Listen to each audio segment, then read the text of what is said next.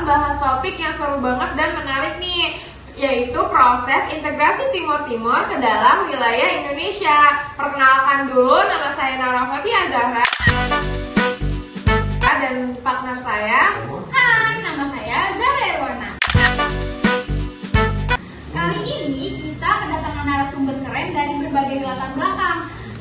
Ada sejarawan muda, guru sejarah, pelaku sejarah, dan mahasiswa. Nah, betul banget nih, kedengarannya sih pasti bakal seru banget.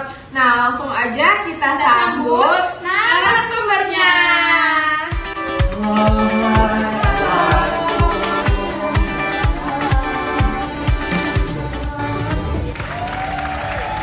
Oke, selamat dulu ya.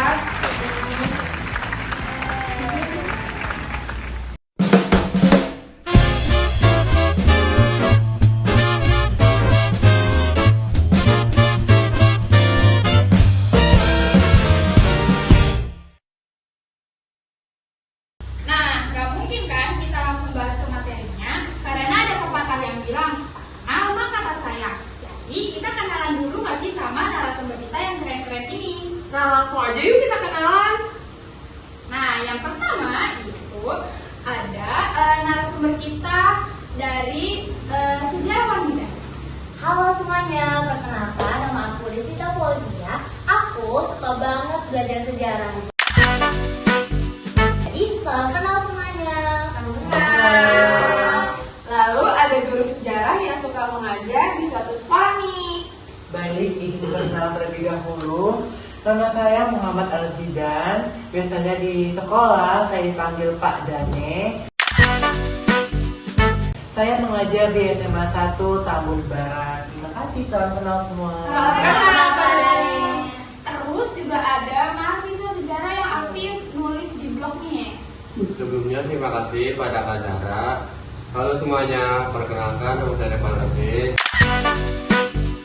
Saya mahasiswa jurusan Humodoria yang suka mempelajari ilmu tentang sejarah. Salam kenal semuanya. Salam kenal. Nah, nanti di terakhir kita bakalan kedatangan tamu spesial nih. Nanti kita tunggu aja ya. Nah, kita langsung tanya aja nih sama sejarawan muda kita, Kak Wita. Banyak nih yang nggak tahu kenapa Timur Timur bisa dijajah Portugis dan enggak ikut dijajah Belanda kayak wilayah Indonesia lainnya. Oke, aku bakal jelasin secara singkatnya dulu ya. Jadi pada dasarnya Timur Timur itu dari awal emang udah punya jalur sendiri. Lalu pada abad ke-16 Portugis datang buat jajah Timur Timur. Nah, Timur Timur mau banget tuh stay di sana. Terus saat Indonesia merdeka, Timur Timur gak jadi bagian dari Indonesia begitu. Boleh nggak sih Kak jelasin lebih detail lagi ke kita semua nih yang ada di sini sama yang lagi nonton? Boleh banget. Jadi Timur Timur itu dijajah Portugis pada abad ke-16 seperti yang aku bilang tadi kan. Nah, baru benar-benar diakui sebagai koloni dari Portugis pada tahun 1702. Saat negara-negara Asia mulai merdeka, Timur Timur tetap di bawah kendali dari Portugis hingga terjadi perubahan besar di tahun 1974 saat revolusi bunga di Portugal. Wah, lumayan complicated ya teman-teman tentang awal mulanya si Timur Timur ini, dan juga itu bisa beda jalur sejarah. Nah, setelah kejadian itu, bagaimana ya kelanjutannya? Apakah mulai muncul partai politik? Dan saya mungkin ingin tahu apakah Bapak Dane bisa menjawab pertanyaan yang saya berikan tadi.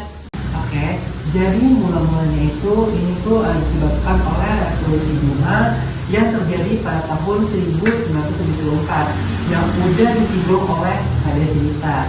Nah, revolusi ini tuh menyebabkan negara Portugal melemah. Hal ini menjadi momentum bagi negara jajahannya seperti Timur Timur. Nah, para tokoh-tokoh setempat akhirnya membuat partai-partai politik untuk masa depan Timur Timur. Di antaranya ada UDT. UDT itu singkatan dari Unit Demokrasi Timor. Yang kedua ada FRETILIN atau Front Revolusi untuk Kemerdekaan Timor.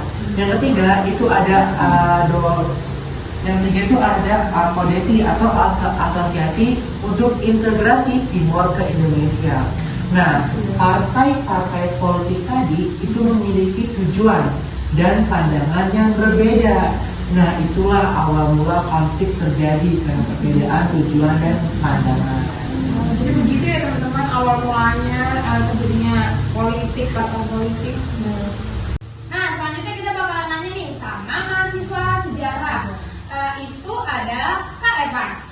Boleh dong dijelasin secara singkat soal petisi UDT dan kenapa itu penting banget? Jadi gini, UDT awalnya pengen kerjasama dengan Fredelin, tapi malah jadi konflik. Nah, UDT akhirnya jadi petisi. Apa itu petisi? Minta integrasi ke Indonesia, tapi Fredelin malah deklarasi merdeka sepihak. Salah satu titik pentingnya adalah petisi UDT tahun 1975 yang isinya meminta agar Timur diintegrasi ke Indonesia, namun Fretilin justru memproklamasikan kemerdekaan Timur secara sepihak pada tahun 28 November 1975. Ini jadi awalnya ketegangan yang cukup besar. Oh gitu ya Kak Evan tentang petisi UDT tersebut. Nah teman-teman, ingat gak sih pas pertama kali kita ngomong kalau kita bakalan punya tamu spesial? Ya, betul. Siapa yang kira-kira? Nah, ini tamu terakhir kita, tamu yang spesial banget. Dia itu pelaku sejarah yang dulu pernah terlibat langsung dalam masa integrasi Timor Timur, teman-teman. Langsung aja kita sambut ya.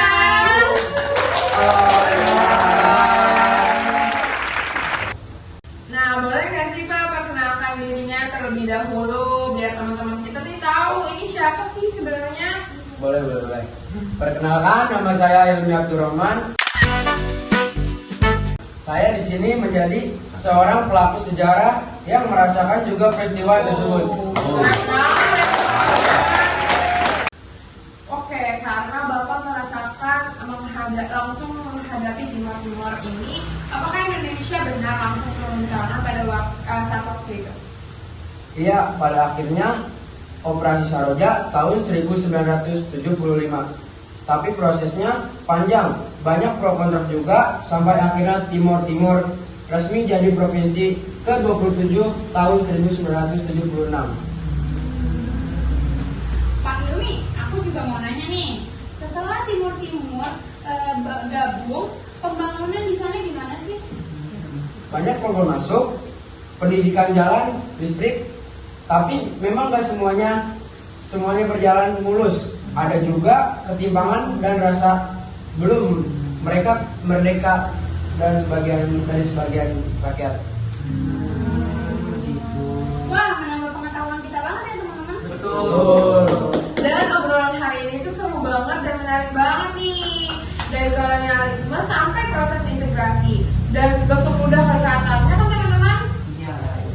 Yuk, semoga setelah ini kalian makin ngerti sejarah Timur bukan cuma dari kata-katanya doang. Seru banget ya tadi pembahasannya. Terima kasih banyak untuk semua narasumber yang sudah berbagi. Semoga teman-teman yang nonton ini bisa makin ngerti bahwa sejarah itu bukan cuma masa lalu nih, tapi punya dampak besar yang sampai sekarang juga. Nah, langsung aja sampai ketemu di episode Ngobrol Malam Sejarah berikutnya.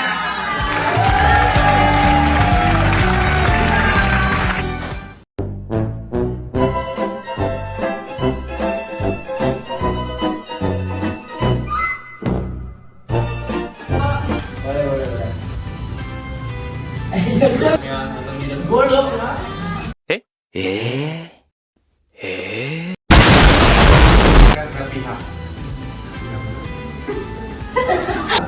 Banyak pro kontra juga sampai akhirnya Timor itu